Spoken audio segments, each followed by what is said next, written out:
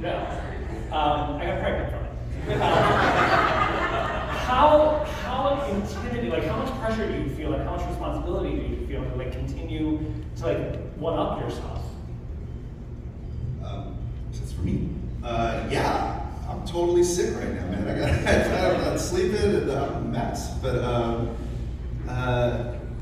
yeah, you know, well, like from fandom, right? It's there's this Queen of the Damned movie that was out there that was sort of this amalgamation of things, and there was the musical that didn't quite make it to tone change between the two books, right? And that's really, really exciting. It gives you an opportunity, right? So that you're like, we have a show that's not going to be about an old guy and another really old guy figuring out shit, you know? This is about a guy on a crazy flame out, which is really exciting. So we have this opportunity to reboot almost every year now going forward, like a rapid, different kind of thing. And I think the work will be about making sure that there are still some connective sinews that are there. But you know, this is a credit to Dan and to Ben out there, over there, and row 5. Folks, if you love these shows, it's also a big player at AMC. They really allow me a lot of freedom and a lot, and they're counting on it to be wild and to be new and fresh and bold. And yeah, but yeah, the pressure, it's fucking terrifying. Yeah, I mean, it's not like, you know, I'm not like, you know, working at the FIA and like a plane thing in Newark. It's not that kind of but like, you know, yeah. No, it could actually. And the show's always been great as far as scoring, but your music situation, how has that? What kind of learning curve has that been? Daniel Hart does our composing. Had a band that opened for Bowie.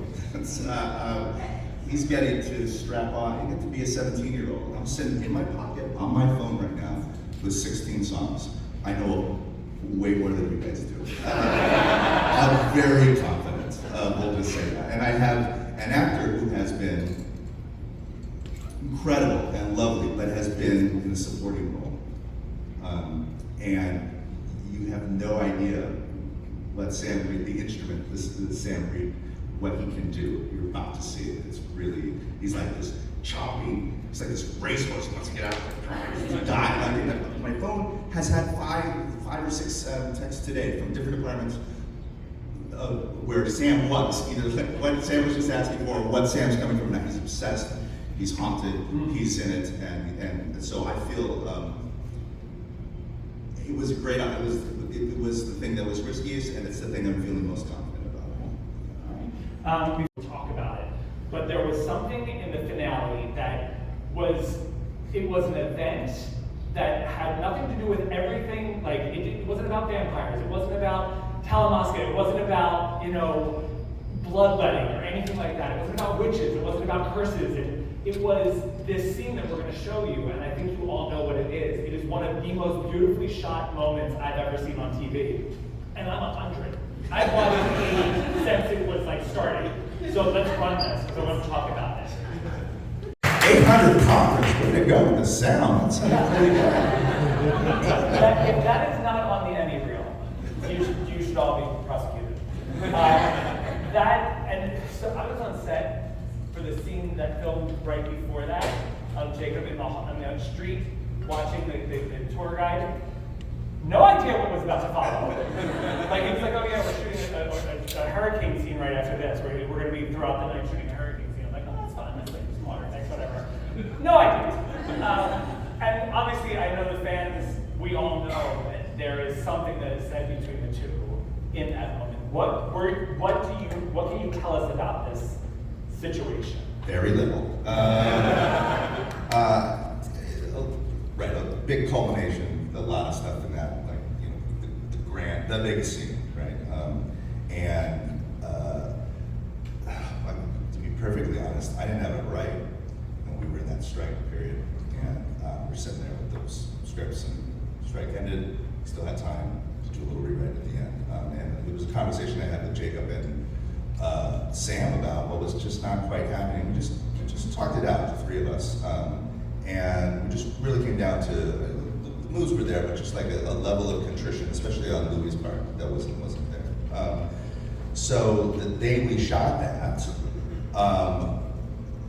we were running and gunning, and there was a lot of stuff going on. There's a lot of effects that didn't quite work out. We were supposed to have more rain coming through the thing, and that busted up. And we were really getting close to the day. And improv, there's sort of like a 10-hour straight, and if you can push them to 11 or 12, but they have a very good idea about how to balance their lives, and they're not staying. So we're getting really, really close.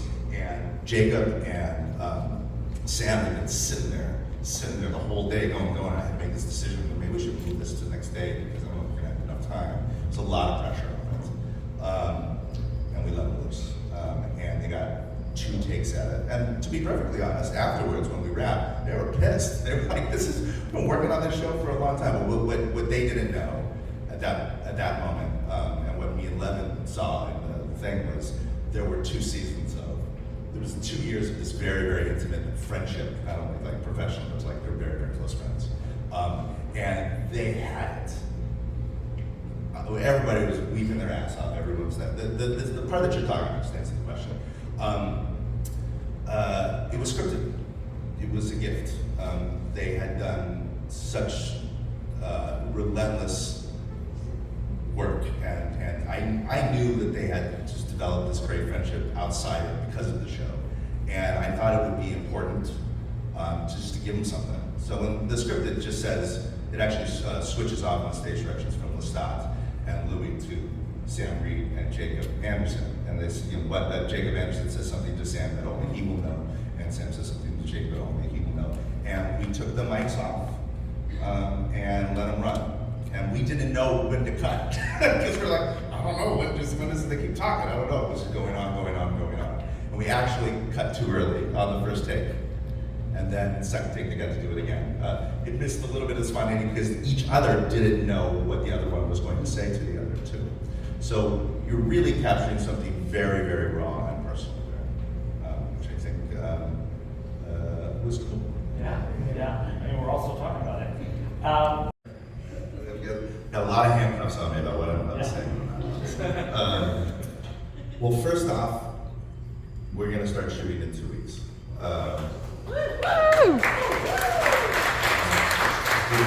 We're shooting in Toronto. What? And it chronicles, so in the book, it's a bit of a bookend, right? There's one concert. It's like one concert for $2, right?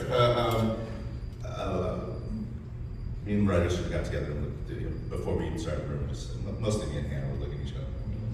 So we're going on tour. And it is a tour that, in theory, starts on the West Coast and goes all the way across, it goes up a little bit into Canada and then comes down. That's a 50 tour dates. And we drop in about 33. 33 in. Because you don't want to put a camera on, when things are going right. So shit happens. God, I feel so handcuffed about what I'm on. The music has already been woven into the show a lot, and if you remember, he's always playing the piano or he's doing something like this. Was been something that was cooking for a while. The book comes out, and he has a reaction to it. And in a very Lestadian way, he thinks the only way to really sort of articulate and rewrite his story is to go on a rock tour across America. And surprise, the singing of songs that you have buried inside yourself for 250 years begin to crack open things. And the past and the present begin to merge. What I can say is, I have Sam Reed and Daniel Hart. And other things that I can't say. Okay. And now Mayfair